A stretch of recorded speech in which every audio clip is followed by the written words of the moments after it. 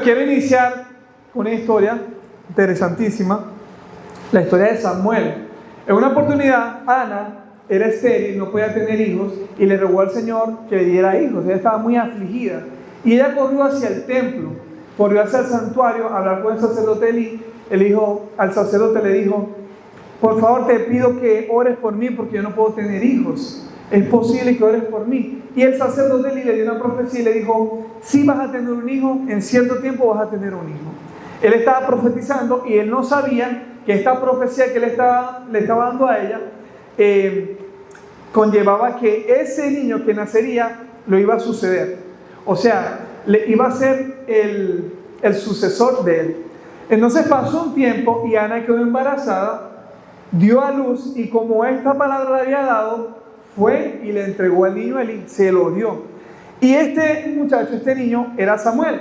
Y Samuel creció en el tabernáculo, creció junto al sacerdote y junto a los hijos de Elí también.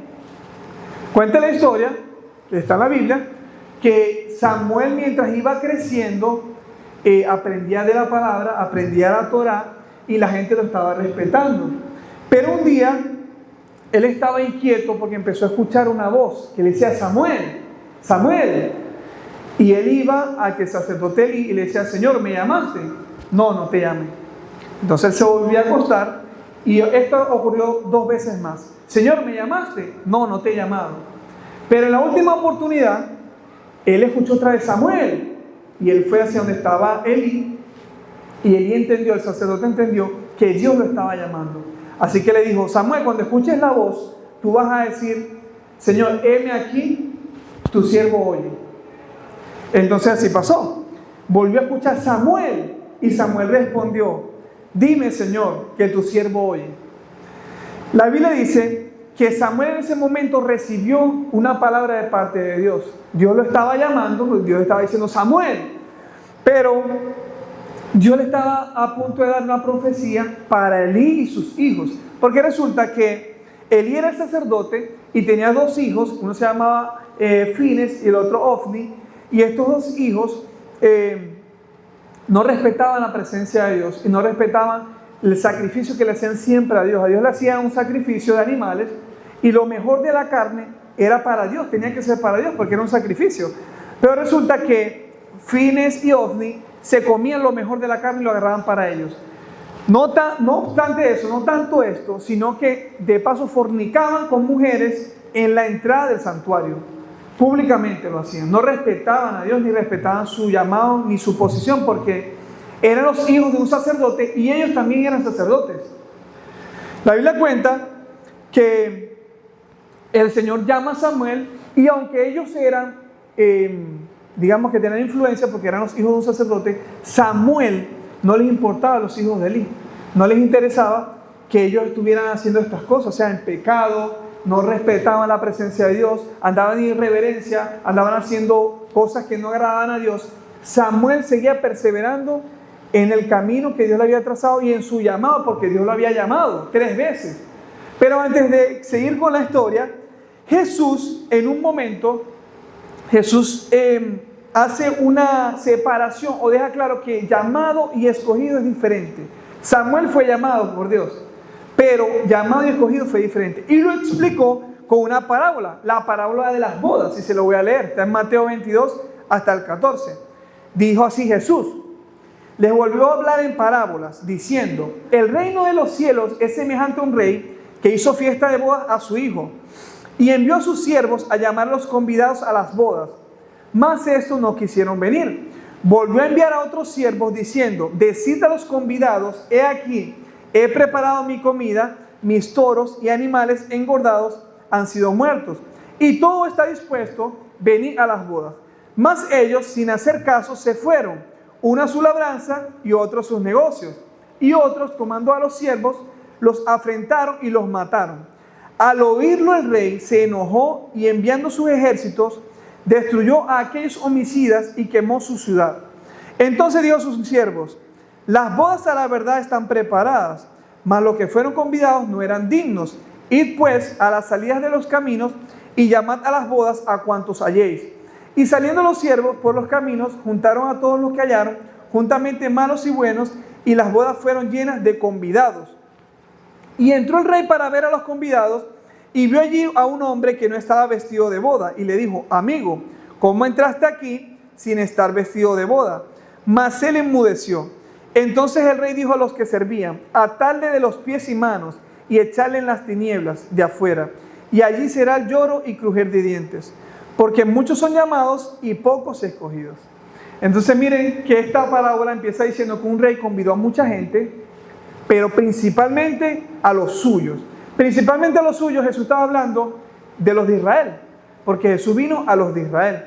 Pero después dice que a los que él mandó a que invitaran, o sea, a sus sirvientes, a que invitaran a los demás, cuando ellos oyeron que los estaban invitando, los mataron. Y esto también es una profecía que dice que Israel sufrió. Es una profecía.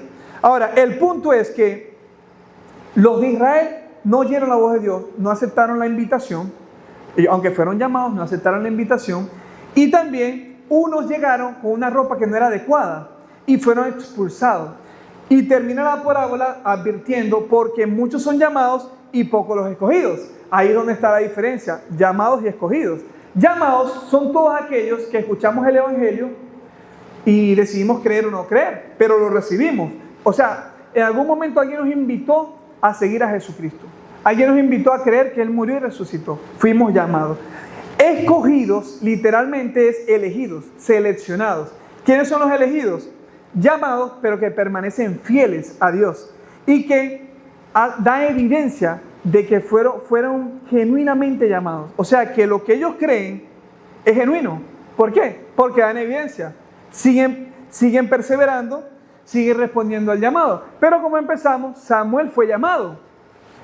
Pero Samuel dio evidencia que fue escogido también. Porque Jesús le dijo, Jesús o el Señor, fue Jesús también, Samuel. Y Samuel respondió: Señor, habla, que tu siervo oye. Y dice la Biblia que Samuel recibió muy pequeño, de muy temprana edad, una profecía espantante para una persona pequeña, o escalofriante o de miedo. ¿Por qué? Porque el Señor le dijo: Elí va a ser quitado de su puesto y sus hijos van a morir. Y Samuel era un muchacho, un niño, y su primera profecía fue esto. Ahora, ¿por qué? Porque Elí nunca hizo estorbo de lo que estaban haciendo sus hijos.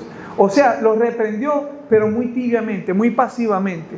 Y permitió que Ofni y Fines, que eran los hijos, hicieran desastre. O sea, imagínense ustedes, un santuario, que el santuario estaba el arca del pacto, que representaba la presencia misma de Dios. Y ellos en la entrada se acostaban con las mujeres. Y de paso, cuando iban a hacer el sacrificio y darle lo mejor a Dios, se comían lo mejor de la carne y lo agarraban para ellos. Imagínense ustedes, no respetaban nadita a Dios. Pero Samuel, viendo todo esto, no les importaba a los hijos de Elí. Él decía: a mí me importa es que a mí me llamaron, yo fui llamado, a mí no me importan los hijos de Elí, yo sé que yo nací para adorar al Señor. Y Samuel creció, se fortaleció en la fe, todo el mundo lo empezó a respetar. En una oportunidad, Samuel se paró frente al pueblo y les dijo: diga a alguien algo, si tienen contra de mí, algo malo que hayan visto en mí. Y el pueblo, dice la Biblia, que temió, porque nadie pudo decir nada malo de él. Sentían temor de la integridad que él tenía. Sentían temor de que no podían hallar algún error en Samuel. Para que tengan una idea de lo íntegro que era, de lo intachable que era él. Ahora, Jesús deja claro también que la gracia de Dios es ofrecida a muchos, pero no todos aceptan los términos de Dios. No todos aceptan lo que Dios ya estableció para llamar. Porque muchos son los llamados, pero pocos los escogidos, ¿verdad? Digamos, ser llamado, podemos decir que se necesita obedecer a Dios, tal vez asistir a la iglesia, estar en el Evangelio, pero esto no garantiza de que nosotros estemos en el reino de Dios.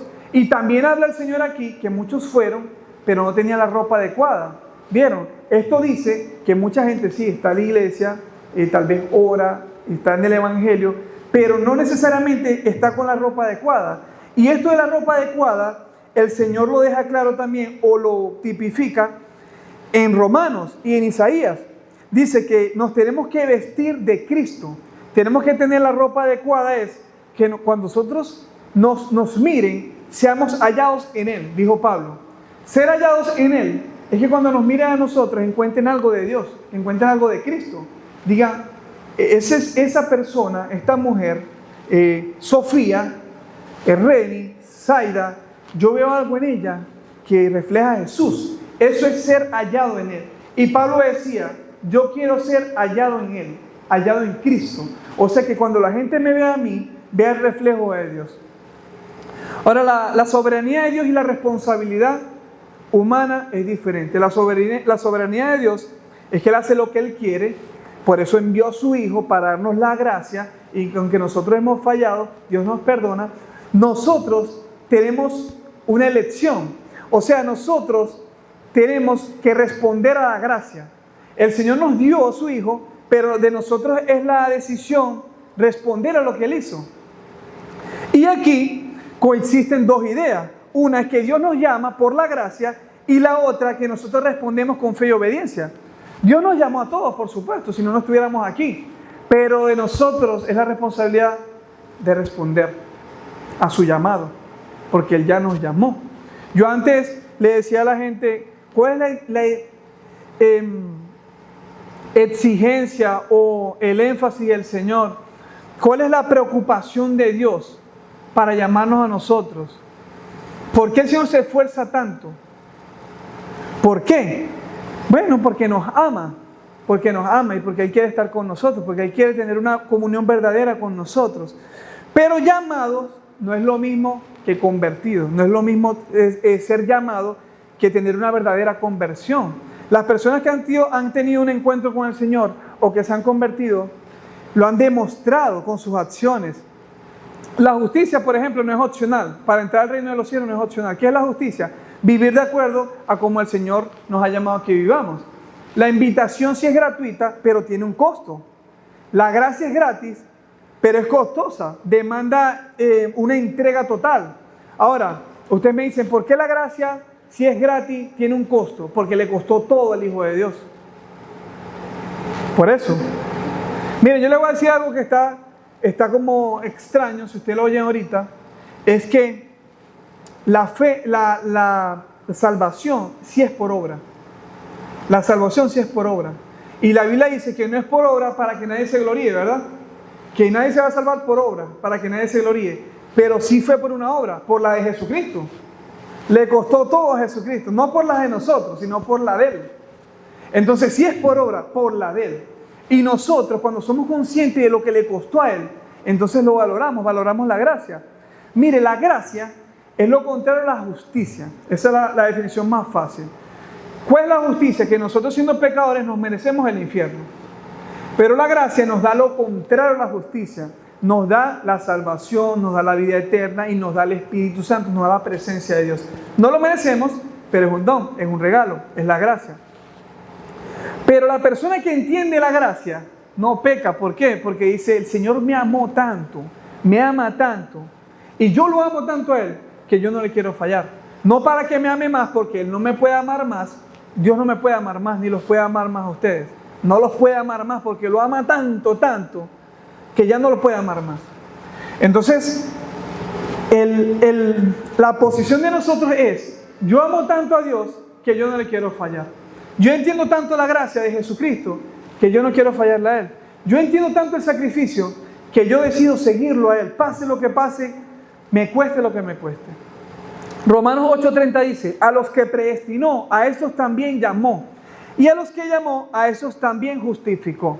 O sea, el Señor nos predestinó, nos llamó y nos justificó. Entonces el Evangelio no solamente se trata de que Él llama a los hombres y mujeres a una fiesta, a gozarse, sino que también exige una transformación, exige una respuesta profunda de parte de nosotros.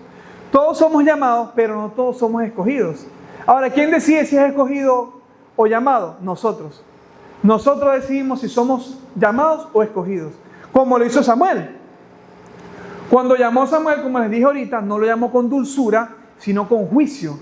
Inmediatamente le entregó una profecía y le dijo que el pecado de la casa de Elí no iba a quedar impune. Eso fue lo primero que recibió Samuel. De ahí para adelante recibió muchas profecías más. Dios le siguió hablando, porque es impresionante lo que Samuel hizo. Samuel fue una persona usada por Dios verdaderamente. Miren que al día siguiente Samuel no se cayó esto. Inmediatamente habló con Elí y le dijo: sacerdote Elí, Dios me habló y me dijo claramente que sus hijos iban a morir, que el arca del pacto iba a ser entregada y que usted también iba a morir. Y precisamente eso pasó. En una guerra se llevaron el arca del pacto, la presencia de Dios, mataron a Ofni y Fine, los hijos de Elí, y cuando allí le dieron la noticia, dice la Biblia que Elí se cayó, se dio un golpe en la cabeza y murió inmediatamente. Se fue la presencia de Dios de la casa, o pasó una tragedia en esa casa. Pero Samuel fue el encargado de decirle todo esto a Elí, porque él sabía que Dios le estaba hablando y que él tenía que poner primeramente a Dios que todo. Porque Samuel se pudo haber callado de esto y no decirle nada a Elí. Pero él dijo: yo fui llamado por Dios y yo tengo que obedecer a Dios. Yo tengo que cumplir con lo que Dios me está hablando. Samuel no solamente fue un profeta, fue juez, intercesor, derribó ídolos, restauró la adoración verdadera y ungió a los dos primeros reyes, a David, a Saúl y a David. A los dos primeros de Israel, a los dos primeros reyes de Israel, los ungió Samuel. Y su historia con Elí no fue casualidad, sino un diseño. El Señor lo llamó, pero él decidió pertenecer a la familia de Dios, o pertenecer a las personas que Dios llamó, seleccionó y apartó. Él lo decidió, porque él pudo haber seguido el ejemplo de los hijos de Elí, porque los hijos de Elí eran influyentes, eran los hijos de sacerdotes, pero él dijo: a mí no me importan los hijos de Elí. Yo nací para adorar a Dios, yo nací para servir a Dios, yo nací para obedecer a Dios, yo nací para ser la voz de Dios. Y Dios quiere levantar a esta generación personas que sean la voz de Él. Él quiere levantar en este 2025 a personas que digan: a mí no me importa lo que están haciendo las demás personas, a mí no me importa si se están persiguiendo el dinero, matando por trabajar. Yo quiero ser una voz de Dios ahorita en 2025. A mí no me importa si están pecando, yo quiero ser santo. A mí no me importa si están en una fiesta, yo quiero ahorita pertenecer a la familia de Dios. Yo quiero ahorita valorar su presencia. Eso fue lo que hizo Samuel. Dijo: a mí no me importan los hijos de Elí, a mí no me importa que ellos se estén acostando con mujeres en la puerta del santuario, a mí no me importa que yo agarre lo mejor del sacrificio, a mí no me importa, yo seguiré sacrificando y daré lo mejor de mí. Porque Samuel después claramente hacía sacrificios y le daba lo mejor a Dios. David dijo: no le daré nada a Dios que no me cueste, me tiene que costar, porque si no, no le estoy dando algo de valor.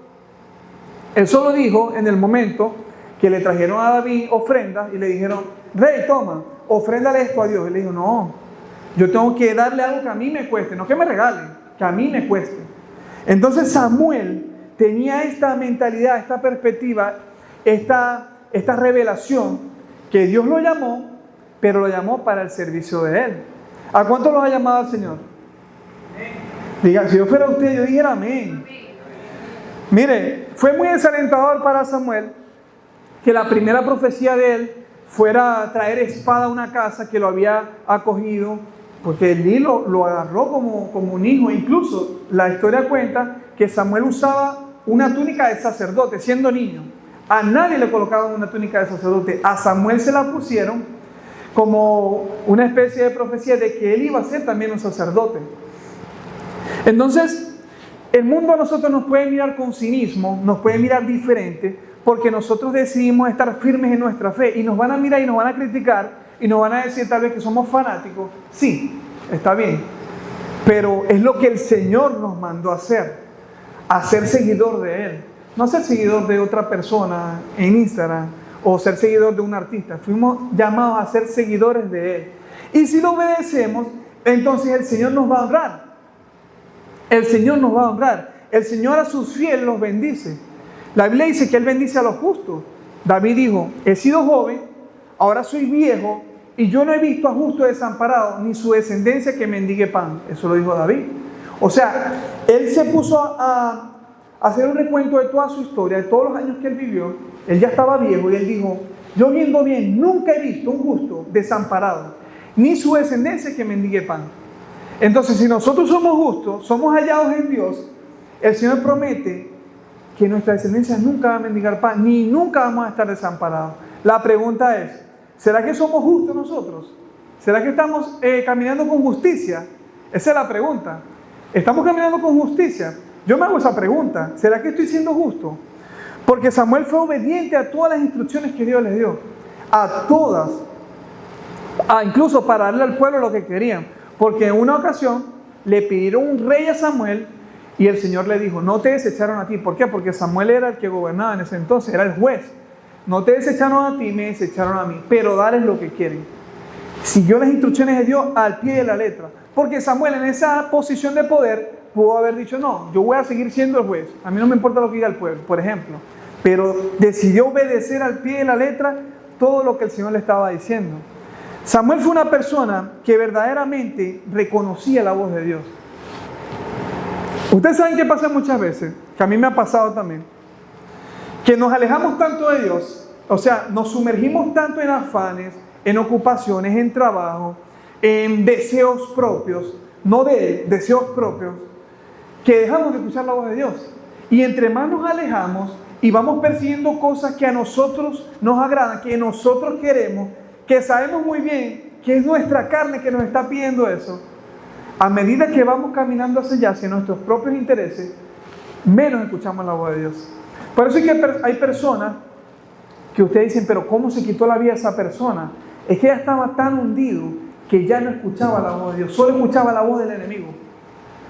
Por eso llega una persona a ese estado. Claro, una persona cuerda, no estamos hablando de una persona que está enferma mentalmente, una persona cuerda que llega a quitarse la vida es porque ya no oye la voz de Dios, ya no oye ni un poquito la voz de Dios, solo escucha la voz del enemigo. Pero esto todo nos ha pasado. Cuando estamos caminando de espaldas a la voz de Dios, cuando estamos caminando de espaldas a la voluntad de Dios, ya no lo escuchamos a Él.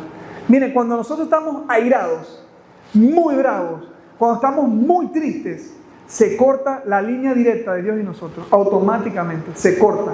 Nosotros tenemos una línea con Dios, ahorita estamos conectados con Dios, estamos escuchando su palabra, pero apenas nosotros agarramos una rabieta, ya no podemos escuchar a Dios, porque Dios no está ahí.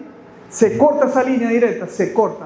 Entonces, eso pasa cuando nosotros decidimos caminar a espalda de lo que Dios nos ha dicho y lo que ya sabemos que Dios nos ha dicho. Porque la verdad es que sabemos, mira, a mí no me gusta hablar del pecado, ni del infierno, ni condenación, porque la verdad es que la mayoría de las personas sabemos que lo que hicimos está mal. La mayoría lo sabemos. Entonces, ¿para qué decirse a una persona si ya lo sabe, verdad? Pero es muy importante saber que sí perdemos la conexión con Dios cuando estamos caminando fuera del propósito. Normalmente, si nosotros estamos caminando fuera del propósito, nos vamos a casar con la mujer equivocada. ¿Por qué? Porque encontramos a la mujer fuera del propósito. Pero eso se lo digo más que todos los jóvenes, que cuando estamos en el propósito de Dios, encontramos también a la mujer indicada porque estamos caminando en el propósito. Y si vamos caminando en el propósito de Dios, Dios nos va a presentar la indicada. Eso es así. Incluso cuando estamos caminando en el propósito, la mayoría de las cosas nos salen bien porque estamos caminando por donde Dios nos dijo que caminemos. Aunque no nos esté yendo como esperamos, como nosotros deseamos o como soñamos, estamos haciendo lo que Dios le agrada. Y hay una promesa de Dios. Dios dice que a la persona que Él le agrada, pone a personas impías a amontonar riquezas para darla a la persona que Él le agrada. No sé si han leído eso, pero eso está en Eclesiastés, lo pueden leer. Hay tantas promesas simplemente por obedecer a Dios. Y oirás la voz del Señor tu Dios, de Jehová, y tendrás riquezas, y te irá de bien. Y todas estas bendiciones, usted las puede leer en Deuteronomio, todas estas bendiciones que describe, te alcanzarán. O sea que nosotros podemos correr lo más rápido que podamos, que las bendiciones de igual manera nos van a alcanzar. Ahora miren, yo sé que ustedes dicen: no, pero es que yo quiero ser bendecido ya. Pero así no funciona la siembra. La siembra funciona es que nosotros sembramos y tal vez en un año, en un mes, en varios años cosechamos lo que ya sembramos, porque así es la ley. Pero el Señor bendice a la vida que se dedica a Él, a la vida que lo coloca en primer lugar a Él. Si nosotros lo colocamos en primer lugar a Él, ¿cómo Él no nos colocaría en primer lugar a nosotros? Si Él es el hombre o la persona o el Dios que no falla, nosotros no somos más generosos que Dios. Jamás vamos a ser más generosos que Dios. Jamás vamos a ser más buenos que Él. Jamás seremos más justos. Si nosotros ponemos primero a Dios, ¿cómo Dios no nos va a poner primero a nosotros? Si Él es lo más justo que existe. Pero ustedes saben también que Dios no nos escoge a nosotros por lo que nosotros somos ahora mismo. Él nos escoge por lo que Él sabe que nosotros llegaremos a ser en Él. Por eso nos escoge Él. Samuel ungió a David como rey.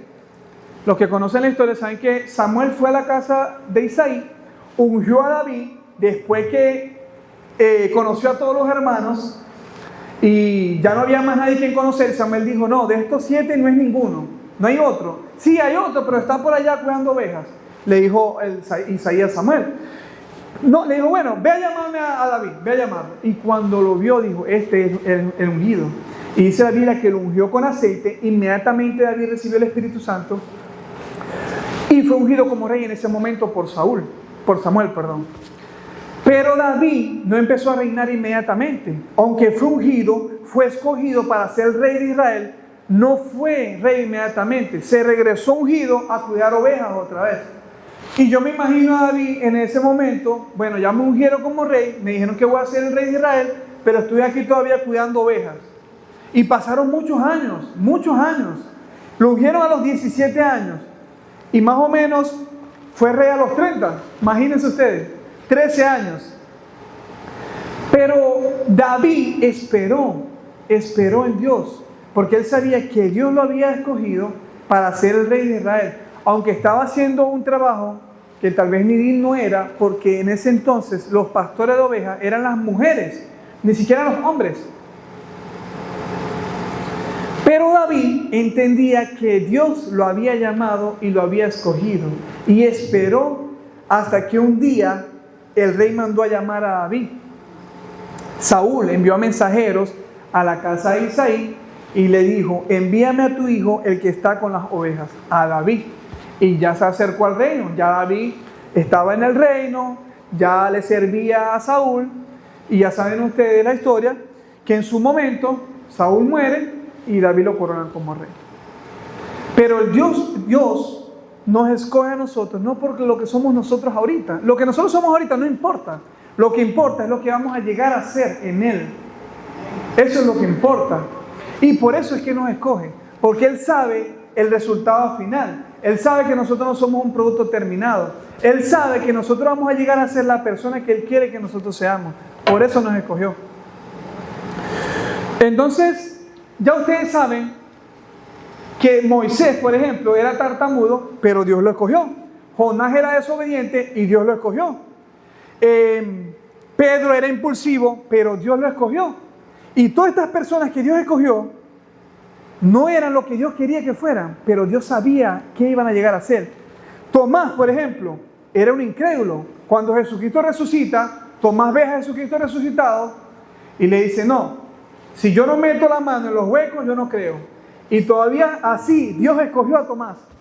Todavía así Dios lo escogió. Y le dijo, venga aquí, metelo la mano pues. Y Tomás metió la mano en los huecos. Entonces Dios lo escogió a usted. Dios lo escogió a usted. No por lo que usted es ahora, sino por lo que Dios sabe que usted llegará a ser. Porque usted no es un producto terminado. Usted va a llegar a ser lo que Dios tiene predestinado para usted. Porque usted es un escogido de Dios. Si yo fuera usted, yo dijera amén. Ya ustedes saben que Saulo iba camino a Damasco. Ustedes saben quién es Saulo. Iba camino a Damasco y se le presentó Jesús. Saulo no iba buscando a Dios. Saulo más bien estaba persiguiendo a la iglesia, matando cristianos. Pero Dios le salió al encuentro a Saulo. Y dice la Biblia que se le presentó una luz, lo dejó ciego y tuvo que ir a cierto lugar. Pero luego de que él se fue a ese lugar ciego, el Señor mandó a Ananías a que fuera por él. Y le dijo a Ananías, ve, porque instrumento escogido me es este, para llevar mi nombre en presencia de los gentiles y de reyes y de los hijos de Israel. El Señor escogió a Saulo, Saulo no escogió a Dios. ¿Y qué era Saulo? Un asesino. Asesino de cristianos. Pero Dios le salió al encuentro. Por eso que yo les he dicho antes, nosotros es imposible que busquemos a Dios. Dios nos sale al encuentro. ¿Cómo? No sé, yo no me acuerdo realmente en qué momento yo dije, Padre, pero es que yo no puedo vivir sin ti. Pero yo sé que fue Él el que me buscó. Él me puso en el lugar correcto, en el lugar indicado. Y transformó mi vida como lo hizo con Saulo. ¿Qué hizo con Saulo? Le cambió hasta el nombre. Ya no era Saulo, sino ahora era Pablo. ¿Y qué hizo Pablo? Empezó a adorar a Dios, empezó a predicar, hizo hazañas. Solamente Pablo escribió más de la mitad del Nuevo Testamento solito. Pablo. Entonces el Señor sabe lo que hace. El Señor no nos escoge por lo que somos, sino lo que sabe que vamos a hacer por Él. ¿Y qué digo? Esta frase es clave.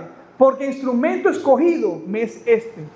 Escogido, yo lo escogí para que me alabe, para que me adore, para que lleve mi palabra. Y lo hizo.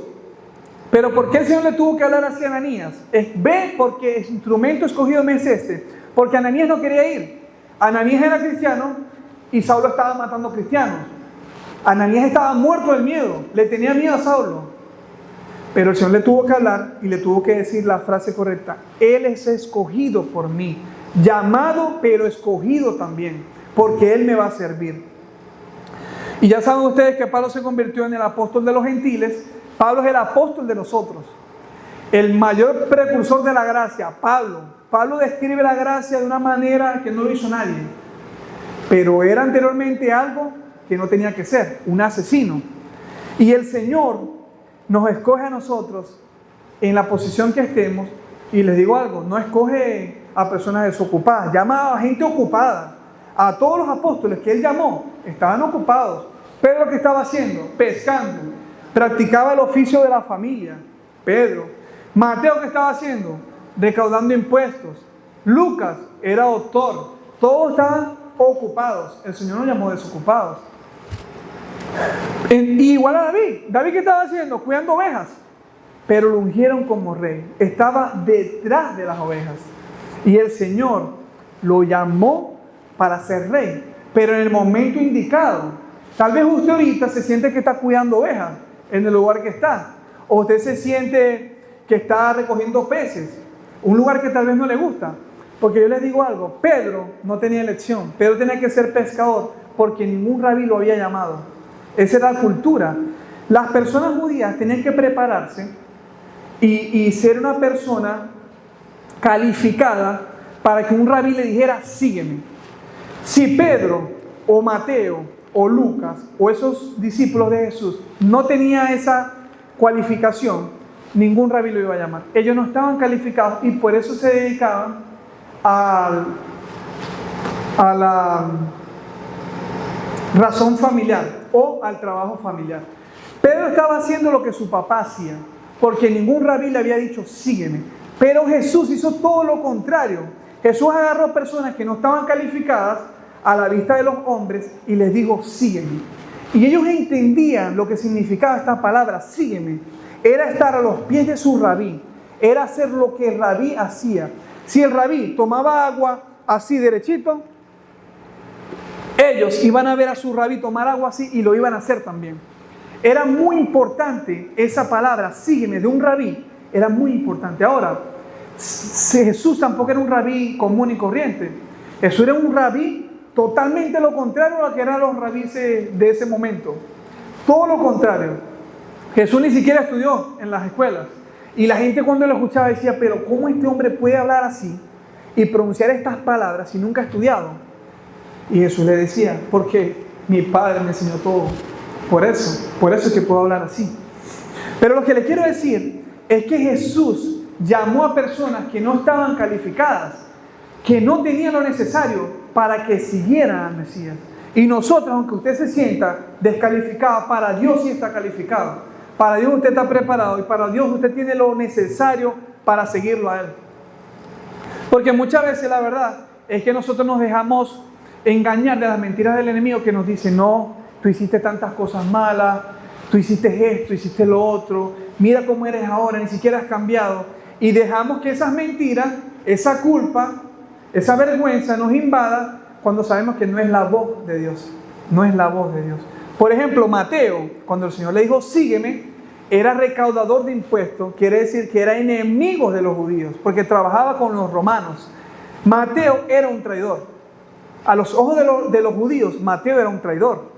Los que han visto de Chosen lo saben, porque ahí lo deja clarito. Era un traidor. Y todos los judíos que trabajaban con los romanos eran traidores, porque decidieron trabajar con sus enemigos. Pero Jesús lo llamó con todo y lo que era. O sea, Jesús llamó a Judas, pues. Sabía que lo iba a traicionar, sabía que le sustraía del tesoro, que le robaba, y todavía así lo llamó. Porque lo que no es calificado para el mundo, para Dios sí estamos calificados. Ahora, yo les digo, seguir a Dios, claro que tiene un costo. Portar la presencia de Dios, ser un embajador de Dios, tiene un costo. Porque lo único que es gratis es la gracia. Nos va a costar la vanidad, nos va a costar el orgullo, les va a costar su egoísmo, les va a costar el pecado. Eso nos va a costar. La gracia es gratis, pero seguir a Dios no. Jesús no le ofrece una corona a nadie sin antes ofrecerle una cruz a cuesta. Claro, el Señor nos ofreció coronas a todos, pero también nos ofreció una cruz. Y dijo esto: si alguno quiere venir en pos de mí, niéguese a sí mismo y tome su cruz y sígame. Mateo 16:24. Eso quiere decir que Jesús ya había tomado su cruz o la iba a tomar, pero nosotros tenemos que negarnos a nosotros mismos y agarrar nuestras cruces y seguirlo a Él también. Nuestras cruces pueden ser nuestros sueños de ser millonario, pueden ser nuestros sueños de tener una Mercedes 550, pueden ser nuestros sueños de hacer $1.000.000, puede ser una enfermedad, puede ser la ocupación. Esas son nuestras cruces, pero el Señor nos ofreció una corona. Pero antes de ofrecernos la corona, también nos ofreció cargar una cruz, que era seguirlo a Él. Entonces, Él dijo esto: si alguien quiere ser mi discípulo, si alguien quiere seguirme, tome su cruz. Porque la semilla es gratis, salvarse es gratis, pero la presencia, la unción, eso no es gratis, eso cuesta.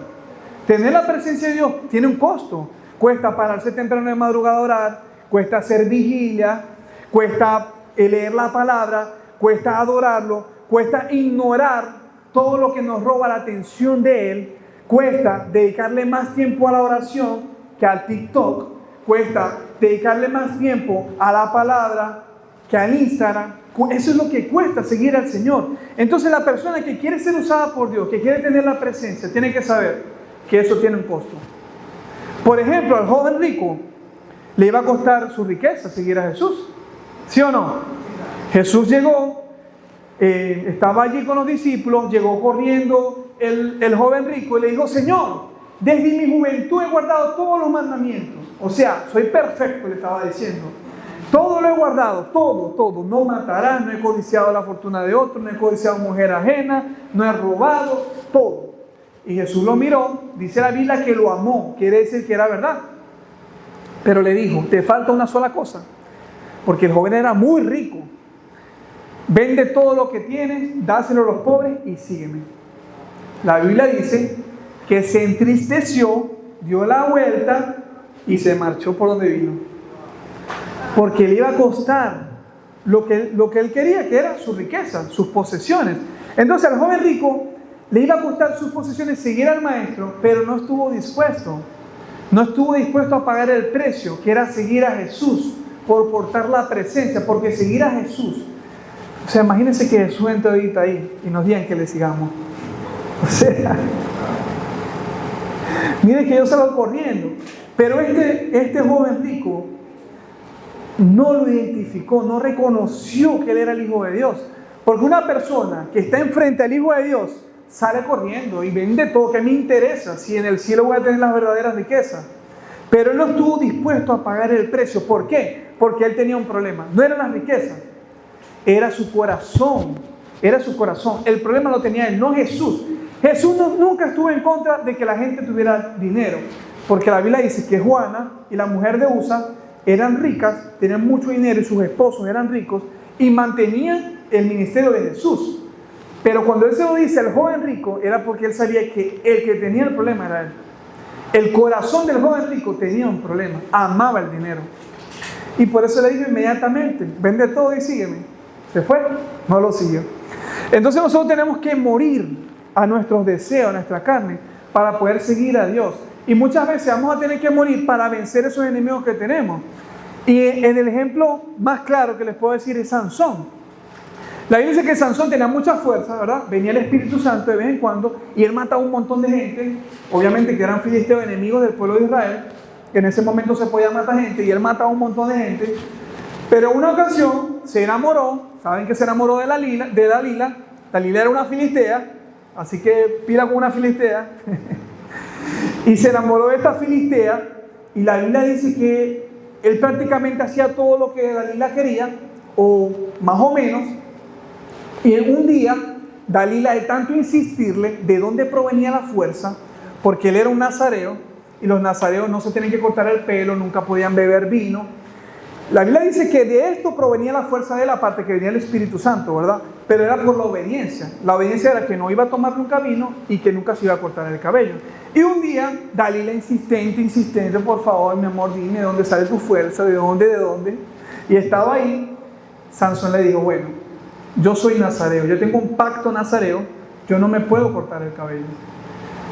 La historia cuenta que durmiendo Sansón, Dalila llamó a los filisteos, lo agarraron, le cortaron el pelo durmiendo, y cuando él se levantó y él ya pensaba que iba a acabar con todo, se le fueron los poderes. Perdió los poderes, ¿por qué? Porque amaba a una filistea. Pero no todo eso. Dice Ávila que lo agarraron, lo hicieron un esclavo, le sacaron los ojos y tuvo mucho tiempo sirviendo a los filisteos. Un día sacaron a Sansón para hacer burla de él, para burlarse de Sansón públicamente, una fiesta donde había muchísima gente, y un niño lo agarró de la mano, lo llevaba de la mano, y Sansón le dijo, por favor, ponme donde están las columnas que sostienen todo este lugar, todo este templo. Y el niño lo llevó ahí. La Biblia dice que por última vez Sansón le pidió al Señor que le devolviera su fuerza para vengarse de todo lo que le habían hecho, y el Espíritu Santo vino sobre Sansón y mató a todos los filisteos, pero él también murió.